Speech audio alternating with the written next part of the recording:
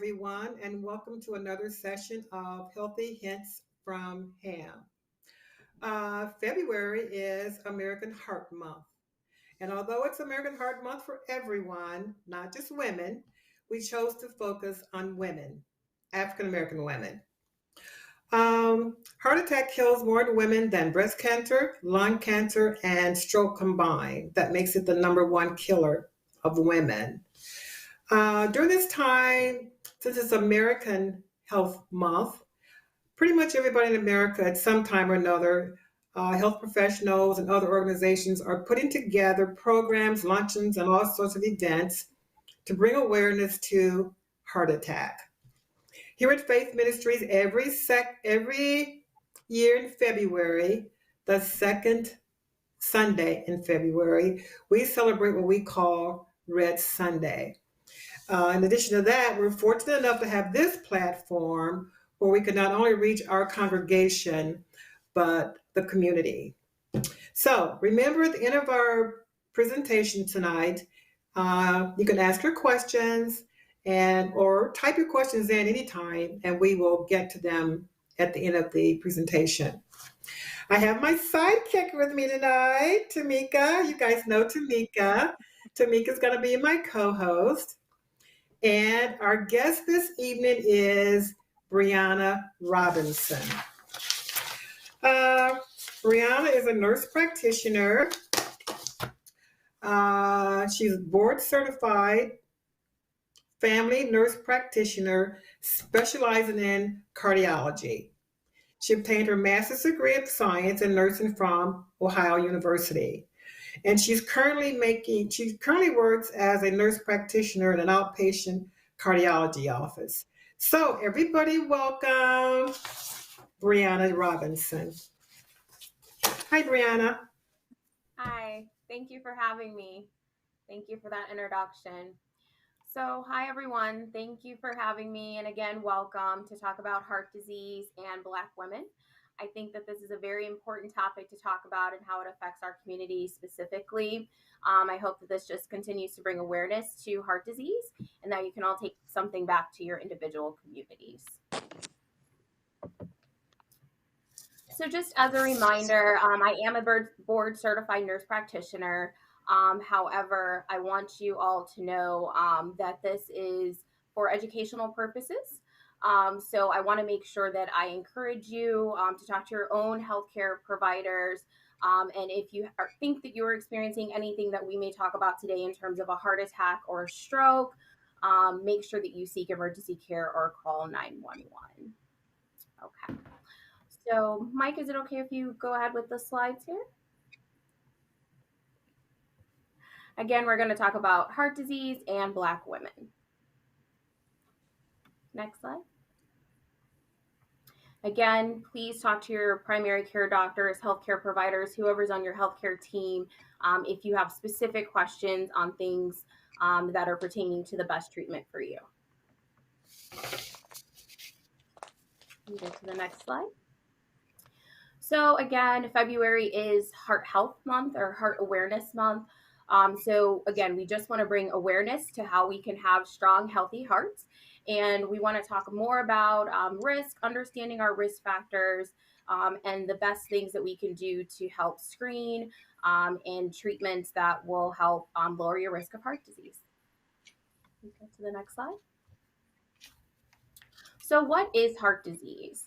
Heart disease is any condition that can affect the blood flow of the heart. So you may hear heart disease classified as coronary artery disease. That is a buildup of plaque in your vessels.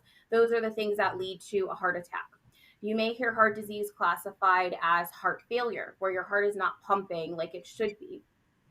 You may hear people talk about having a dysrhythmia or arrhythmia, where your heart is not beating the same way that a normal rhythm or a faster rhythm or a slower rhythm. Someone may say that they have or someone may have issues with their valves, valvular disease. They've had a valve replacement. Someone was born with a heart murmur. So not all of these things are preventative, or preventable, but what we want to know is what is actually happening. So we get patients in the office that may say, okay, I have heart disease, I need a pacemaker. Not everybody needs a pacemaker. Everyone doesn't need the same type of surgery or the same type of treatment. So the point of this, I'm not going to go into these in detail, but really it's just to know that when you have a conversation with your doctor about what type of disease you have, you really want to understand what type of disease you have, what your treatment is going to be, and what your plan for the future is going to be. What can you do to prevent this from getting worse? Um, or if you do need something like a pacemaker, what does that look like for you? Okay, the next slide, please. So some of the things that we can talk about in terms of preventing heart disease, we're going to talk about improving your diet. So we want to make sure that we limit things like salt, fat, carbs, sugar, increasing your activity. The American Heart Association actually recommends that you um, exercise, do moderate to intense exercise 150 minutes a week. So, depending on how you can split that up, the best way that benefits you, do 30 minutes 5 times a week if that's what works for you. Or if you're somebody that's just starting out, 15 minutes in the morning, 15 minutes in the evening, whatever amount of activity you can do.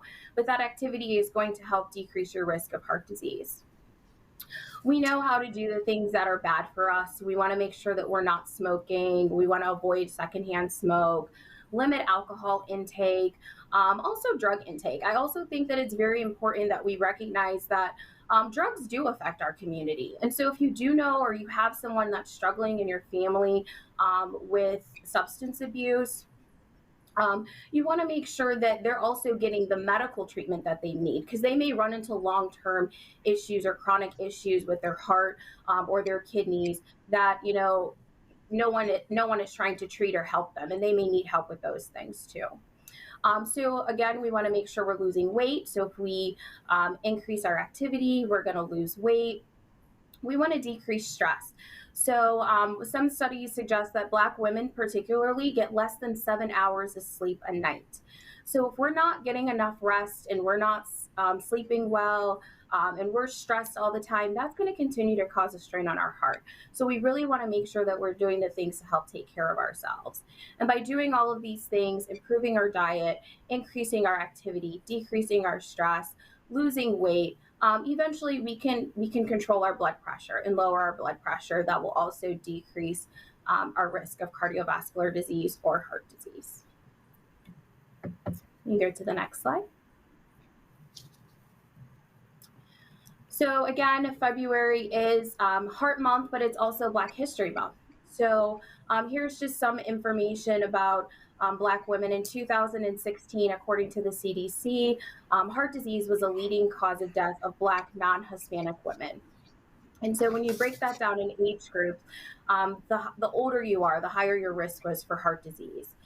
So as you can see, 24.4% of Black non-Hispanic women ages 65 to 84 died from heart disease.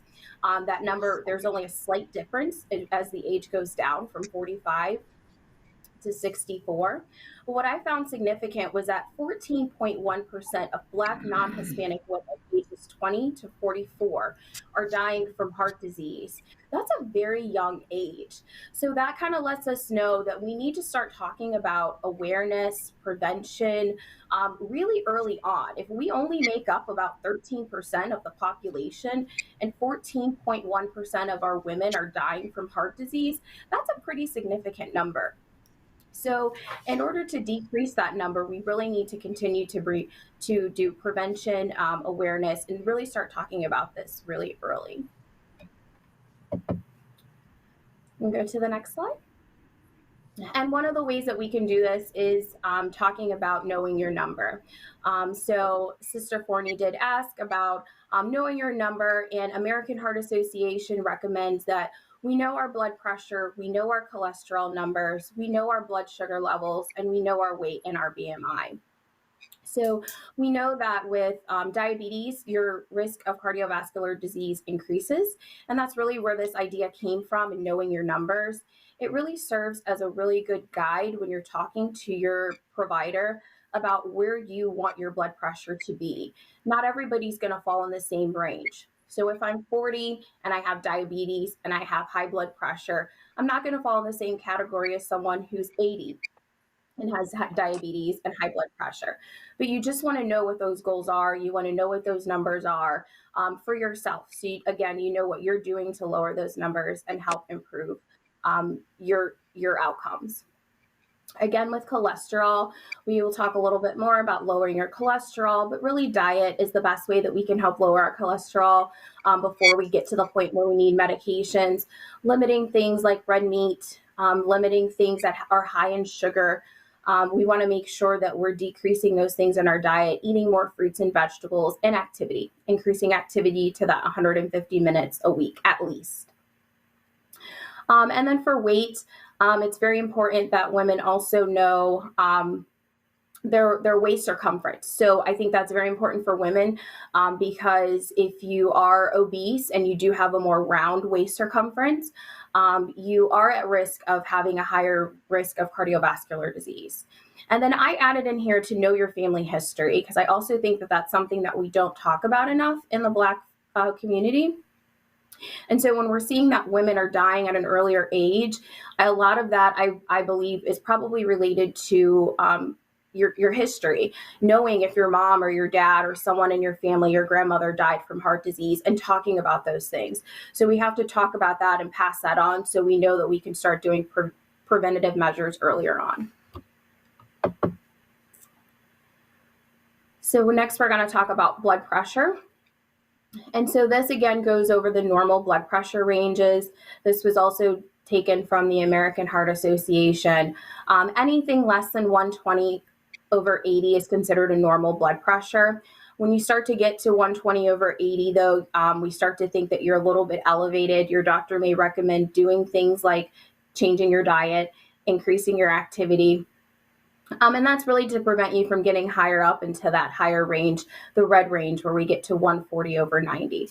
Again, this is age dependent, so everyone is not going to fall into the same category, but it's very important that you know where you fall, what you should do in terms of your diet, limiting salt, knowing what you're drinking, the things that you drink and you put into your body. Water is always going to be recommended over pops and juices to help lower your blood pressure.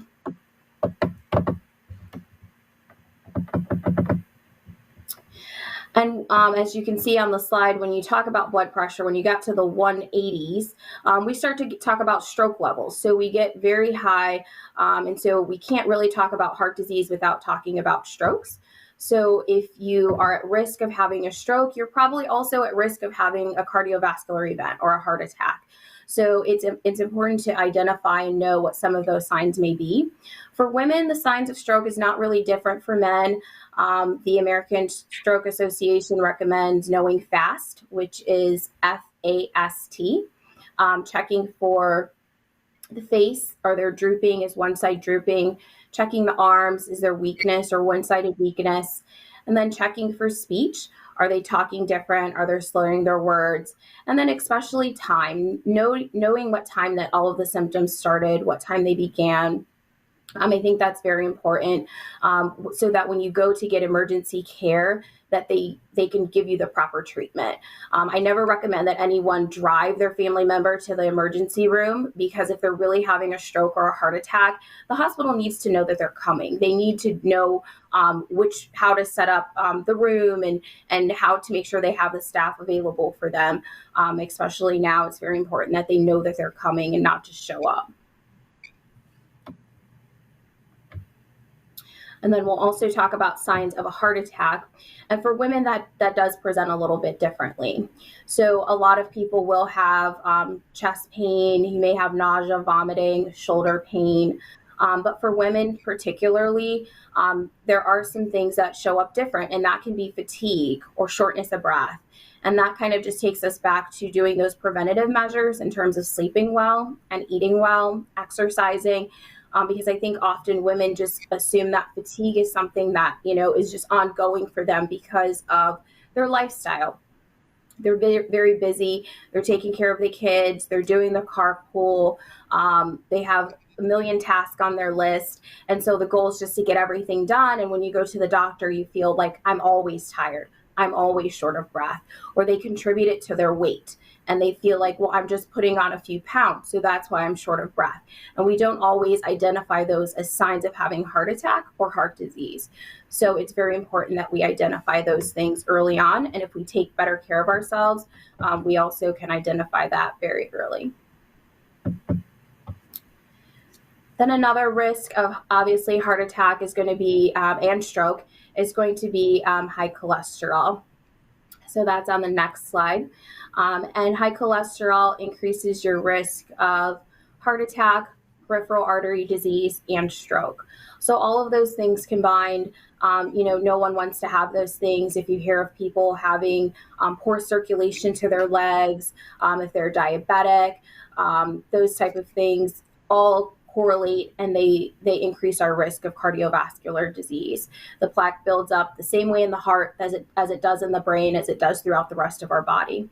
So really controlling our cholesterol, knowing your family history and your genetics. Some people are more prone to having high cholesterol, and it's very important if you know that in your family history, so you can start getting the treatment early on to prevent life-changing events like a heart attack or a stroke from happening. So now I will pass that on to Sister Ella. Thank you, Faith Ministries and the Health Advocacy Ministry, for having me, and I'd be happy to answer any questions for you. Okay, well, this is Tamika. So great presentation. Thank you for all of that valuable information. Thank you. We have some questions that we had kind of written down earlier, but as you said earlier in your presentation, if there are any other questions from the audience, please send those in, and we will make sure that we get those addressed as best we can. Some of the questions that I do have are maybe repetitive, but I think to hear it over again, to hear some of the answers over again, won't hurt any of us. So here we go. First question: what are some of the causes of heart disease, and are the causes different in African American women as opposed to other women of other races? So that's a very good question. I don't think that really the causes are different, but I do think that, again, our history is one thing that we really should pay attention to and we should know. I think that a lot of times, like I said, where we feel like, grandmother just died from old age, or just died in her sleep, or there was a sudden death in the family. I think we're a little bit more prone to just accepting that death is a part of life. And so if we don't know the reason for that, and we just go on and we continue to live the same lifestyles, we're not necessarily aware that maybe, she had hypertension at a very young age, and so that really affected her heart. Or we may notice things like swelling, and we just kind of think, again, we know that the salt is bad for us. It's just swelling. I've been on my feet all day. And we don't take the time to kind of really tune into what's going on with our bodies. So I do believe that it's the same causes. It's still the hypertension. It's still the high cholesterol. But I do think that it's getting diagnosed later on in life versus earlier in life, which would help catch disease early and help us get treatment earlier. Right. Okay. Thank you for that. Thank you. Another question. We talk about diabetes as being a risk factor for heart disease. So my sister's heart stopped during dialysis and they couldn't revive her. What connection does the heart have with the kidneys? So diabetes is a very is a definitely an indicator or a risk factor for heart disease. In terms of dialysis in the heart, so the heart is responsible for pumping all of the fluid throughout the body, making sure our oxygen gets through where it needs to be in our organs. and the kidneys are responsible for filtering everything. So if the kidneys are failing, they're not filtering. The kidneys also help regulate the blood pressure. So in this particular situation, I can't answer to what exactly happened, but there's a significant mechanism there that's going on. And so when we're trying to make sure that the kidneys are functioning correctly and they're filtering correctly, and the heart is also pumping correctly, that can be very complicated. So I can't answer specifically what happened there, but it could be cardiac, it could be respiratory, but it does bring up another point that kidney disease is also something that affects our community. And again, earlier diagnosis and making sure that we're getting the right treatment in terms of our blood pressure, managing our blood pressure will help decrease the risk of kidney disease as well. Perfect. Thank you. It sounds like we may have a question out there in the chat someplace. Yes, we do. All right, there. Okay. So, what is the blood pressure chart for those over 55? 130 over 9, question blood pressure of 130 over 90.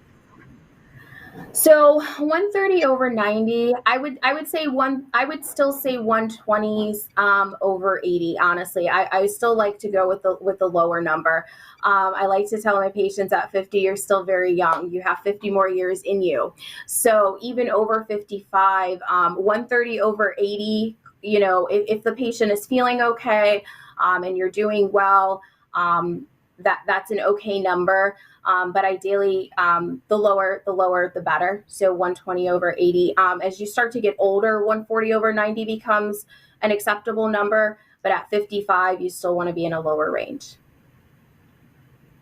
Okay, thank you. It is said that heartburn in women could be a sign of heart attack. Is there a way of knowing if you just have heartburn or if you're having a heart attack? How do you tell the difference in those two things? Or can you tell the difference in those two? Yeah, so that's a really good question. So, can you always tell the difference? I'm going to say no. Again, women present differently. So, the biggest thing is identifying if this is something that's new. Most patients will say that they know the difference between a heartburn and a heart attack. However, if you've been having this symptom ongoing for a really long time and nothing has worked at home, I would advise getting medical treatment and seeking medical treatment. So if it's something new and you've never experienced it before, it's better to be safe and make sure you get checked out than to just assume that it is heartburn and it be something else like a heart attack. Thank you. Another question. So, of course, in the information that you shared, according to the American Heart Association, African American women are less likely to know that heart disease is the number one killer in us. Why do you think we don't know? Why don't we pay attention to that? Because many times when you have a conversation, many African American women will say it's cancer, it's something else. We don't say, oh, it's heart disease. Why do you think that is?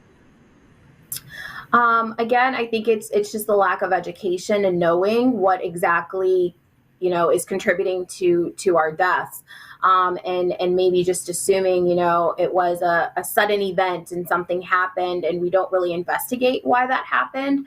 And yeah, that would be really my answer for that is just more awareness. I think we need more awareness, which is why I'm happy that we're having this discussion. Absolutely. Absolutely. Thank you. Okay. Another question. I have lots of them. In case yeah, sure. We have one waiting for you in the lobby. Oh, well, let's go to the lobby. We can take that question. I think that's fair. Let's go to that question. So the question is, could you explain why aerobic exercise is good for the heart? So really any type of exercise is good for the heart specifically, but really it's just to keep your blood flow going, making sure that your oxygen levels stay good, keep your vessels having some elasticity. So we don't want our vessels to stiffen up, which is what happens when we have high blood pressure.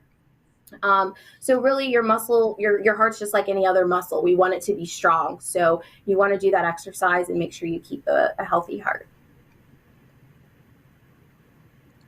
Thank you. Okay, so we hear a lot about disparities, both economic, social, and in healthcare. Do you think that the disparities play a big part and in our group in African American women? And then why do you think we are more susceptible to heart disease than other groups? And I guess I should have said, why are African American women more susceptible to heart disease than other groups? And do you think that disparities play any role in any of this? I think disparities play, it is because of disparities. Yes, I would agree with that. When we talk about disparities, we talk about social disparities. There are economic disparities. There are food disparities. There are healthcare disparities. So all across the board, that affects African American women in every single class of disparity. So if you think about that, even something as simple as, where you live really dictates what you eat sometimes. And so if you live in a certain area, if you only make a certain amount of money, if you can only shop at certain stores, that kind of affects, if you're able to go outside and go for a walk and get the amount of exercise that you need, or if you're able to go to the store and get the type of foods that you really need for your body at an affordable price. And so overall, if we're affected by everything in terms of social, economic, and food disparities, it is going to affect our health. Yes. Makes perfect sense. Thank you very much. I know I learned at one point, even as in things that you don't think about, even in the communities that you live in, when you think about as simple as, is your home on the bus route to be able to Yes. get yourself to a grocery store? Do you have sidewalks to where if you need to walk to that grocery store, is it safe to walk, in your neighborhood to get there without being in the street, so to say? So Right. that's very interesting. I mean, that was very eye-opening to me. Just simple things that Yeah. I never thought about, because when Right. you always, Just a you lot think about, go ahead, I'm sorry. I'm sorry. No, I was going to say a lot of times, that is one thing we say, just go outside and go for a walk. But if it's not safe to go outside and go for a walk, or you don't feel Right. safe to go outside and go for a walk, then that's going to Right. affect just your overall health. It doesn't even have to be going to a gym and having a gym membership just to work out. So trying to adapt that and making sure you have space in your home, or, finding friends to work out with are all, good ideas. Right. Okay. We have a I couple think of there's a questions. Go ahead, Mike. What is good BMI ratings for women and men? Ooh, under 25. Under 25, and that's all I can say for that. And that's going to be different for every single person because it's all based on your height and your weight. So usually under 25. I will say it's not just Black women. Most of America is not within that range. And so obesity is affecting America across the board. However, less than 25 is the textbook answer for that. Okay. And Ms. Brianna, this question isn't on there, but can I add one quick question? Have you ever seen, how we have the height and weight scale, the traditional height and weight Yeah. scale? Have you ever seen a height and weight scale different for African Americans? No, I have not. Okay. Okay. All right. Thank you. There was one question, I'm sorry, in the chat. Can we go back to it? I apologize. What is red wine? Why is red wine good for the heart? So I do not particularly say that wine is good for the heart. I will say that would be a conversation you should have with your primary care doctor if that is something that you believe is good for your heart. Everything in moderation, however. So I would go with no alcohol.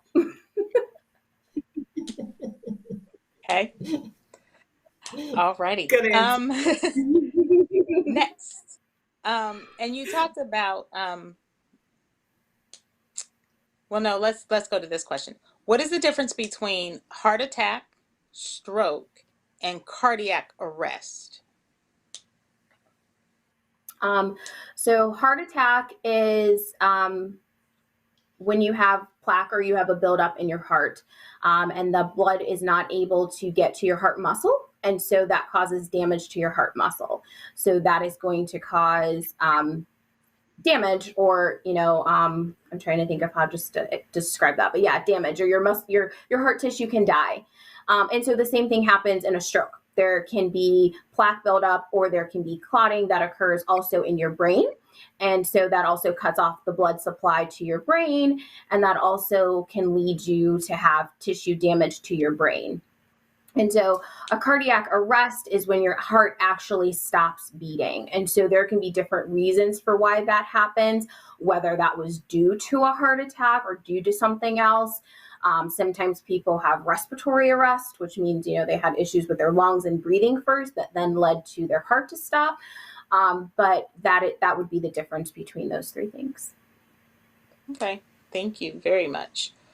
And you did answer how are the warning signs of heart attack different from stroke, and if they're the same, if women have the same signs as men. Can you just reiterate a little bit just some of the major differences, and if there are? Yeah. So for stroke, again, you want to look for things like fast is what we kind of remember. So is the face drooping? Is their arm or one side weaker than the other side? Are they having issues with speech, slurred speech? And then also you want to document the time and try to call 911 as soon as possible and get them emergency care. So that would be the things you would look at for a stroke. And for a heart attack, again, everybody presents differently. Men typically have the crushing chest pain. Shortness of breath can be in both men and women, but women usually do have more of the subtle signs of indigestion, fatigue. They kind of feel like maybe they have the flu or they're coming down with something. So they feel like, oh, I just need to rest. I've been so busy. And so again, I just advocate that, we really need to make sure we're taking care of ourselves. So if we identify and we start to have new symptoms, we're able to verbalize that and let the providers know so that we can get the appropriate screening and testing that is needed. Okay, thank you. Welcome. You talked earlier about knowing your numbers, and you shared with us some of what that means. I guess one of the questions in sharing that information, what's the best way for people what would you recommend when you tell people know your numbers? Because many of us, myself included, don't keep that always in our head. Mm-hmm. So when we go play, how do any thoughts or ideas, suggestions on in knowing our numbers? Where do we keep that information so that, again, when we present wherever, we can say, hey, Yeah. I know my number. I may not be able to recite them Yeah. off the top of Yeah.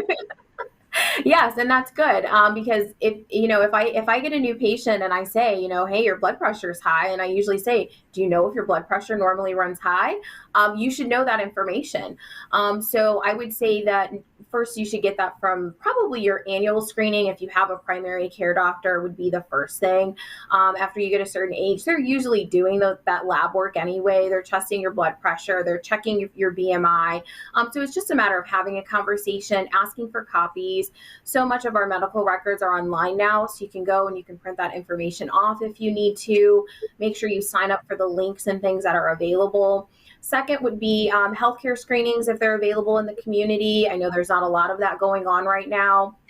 But a lot of places, your jobs even, they make you do the screenings every year for your insurance, and they screen you and they make sure, that you're healthy and you're doing the things and you're setting goals.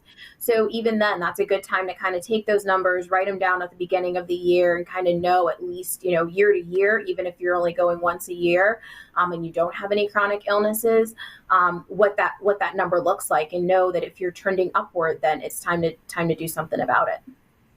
Okay. So keep our documents handy so that we can always compare and be responsible or take some ownership for that for ourselves. Thank you. Just ask for Okay. copies. There you go. Two more questions, I think, for me. Sure. So, how and or why do you think African American women, particularly, are treated different by the medical profession when we have heart symptoms? It goes back to that disparity. Have you any ideas to why? Why are we treated different? I don't want to say that I have any reasons why. Every program that I've ever been in, we've always had, there's always the cultural education piece that goes into that. And really it comes down to individuals. So there's going to be disparities, like I said, across the board, no matter what. We can't ignore it. But I really think that what I will say about that is that if you don't feel like you have a provider that is listening to you, if you don't feel like you're getting your point across, if you don't feel like you are getting the treatment that you deserve, you can find someone else and call your insurance company. Try to find someone that you really trust and that you're correlating with and really seeking proper care, because I don't want anyone to feel like, well, they just don't care and then they don't get the treatment that they need. So I don't think that it's every provider, but I do think that, individually, that people have probably come across people that, maybe they skip their training class. I don't know, but I would just say that there are good providers out there, and try to find somebody that's willing to work with you. It should be a team effort. Cool. One more Okay. And question. then, We have sorry. one more question that's online. Oh, okay. Let's go for Right.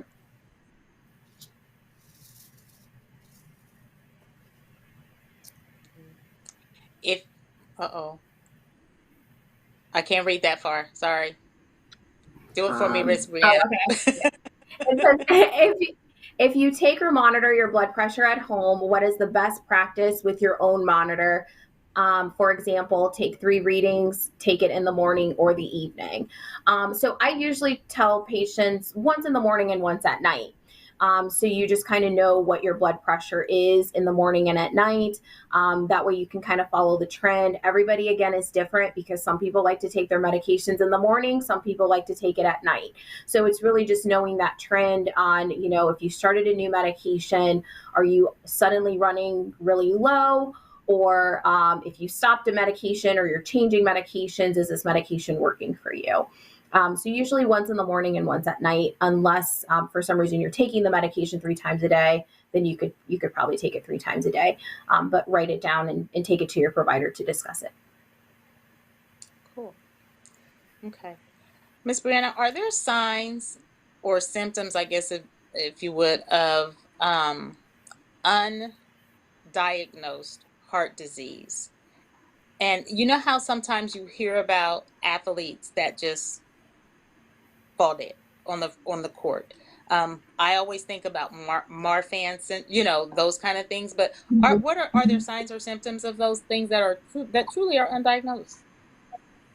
There are things that are truly undiagnosed. And again, this is kind of where family history comes in. And so usually, if you have a young one and you take them for that physical, those are the questions that we're asking. Does anybody in your family ever died from sudden cardiac death? Has anybody just died and no one's known why, during a sport or activity? So those things are there. So again, knowing your family history, having the conversation with your family, your children, about the health conditions that you have, so that they can maybe go get screening earlier on. If you know that you started having high blood pressure at 30, your children shouldn't wait until they're 40 to start getting screenings for that. They may need treatment earlier than somebody else. Mm-hmm. And I can tell you, I had when in thinking about this question, and Sister Ella and I were talking, having a good healthcare provider is also key. I can tell my son went to the pediatrician, and when they were doing his height and weight, his wingspan was much greater. It was out of proportion. And so that's when I learned about because I would have never known. And he was playing No. sports at the time. And I thought, and the doctor shared with me, hey, he could, we got to get this checked out to make sure that his heart is okay, so that you don't see one of these fatalities where he's playing, whatever his sport may be, and he just collapses. So that was just eye-opening for me. And it was like, I really appreciated her for that, just in that general assessment and the recommendation to follow up for someone so young so that they would know. And I mean, it made me feel better to think, oh my gosh, if something were to happen to him, during an activity, I would have a general clue, as opposed to, unfortunately, sometimes you just don't know. So thank you for that. But no, thank you. And that brings up a good point, because, we're talking specifically about heart disease, but a lot of times the referrals are coming from the primary care providers. So it's very important that we're doing our annual screenings and seeing our doctors regularly, because they're kind of the ones that sometimes identify that there may be something else going on here, even at a very young age. Sure.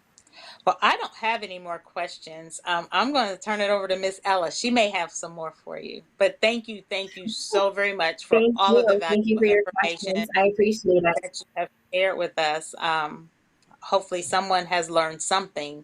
If nothing else, know your numbers, keep them in your pocket, lower the sodium intake. There are still fun things to eat. Yes, for sure. Keep those things in mind. Miss Ella, your turn. I'll shut up. I have one question. I do have one question. You talked about getting enough rest. How much is enough rest? How much for men? How much for women? How many hours? The recommendation is still 8 to 10 hours, I would say. But again, that depends on the individual. I just found it was very interesting that Black women got less rest than everybody else, less than 7 hours. So at least 8 hours a night. So I don't have any more questions, and I don't see that we have any more questions waiting online. This has been a great conversation. I really enjoyed it. I've got a lot of comments on Facebook from people making comments about the information that you're giving tonight. So I hope that this evening that something you said will inspire somebody to try and be a little bit more healthy. I know it's been a new year. We've made all these New Year's resolutions that we're going to eat better, we're going to exercise, we're going to get more sleep. So I encourage all you guys out there listening to keep that resolution for your heart, if nothing else. And one more time. And lessen your stress level. Lessen your stress level, because I think that's a big part of it. Yeah. And get rid of the table salt. That's my number one. No table salt. Can I bring my husband in here? You can tell him that. It doesn't matter what I cook. I'm telling you, it doesn't matter. It starts with the salt. Yeah. Before he even knows if he needs the salt. I hate that. But he's been doing it for. It's a habit. It's a habit. It's a habit. Yeah. I said that one day. Gotta get rid of those habits. One day I'm going to prepare something. I'm going to know it's too salty, and let him put more salt in, and see if he recognizes that this is way too salty. But anyway, that's. And then he'll be in the doctors for high blood pressure. Don't do that. He's already there for that. Anyway, thank you so much. Thank you so much for joining us. It was a great presentation, and I hope I'm sure that someone got something from this evening. Thank you so much. And we'll see you all, our listening audience, next month. Thank you. See ya. Bye.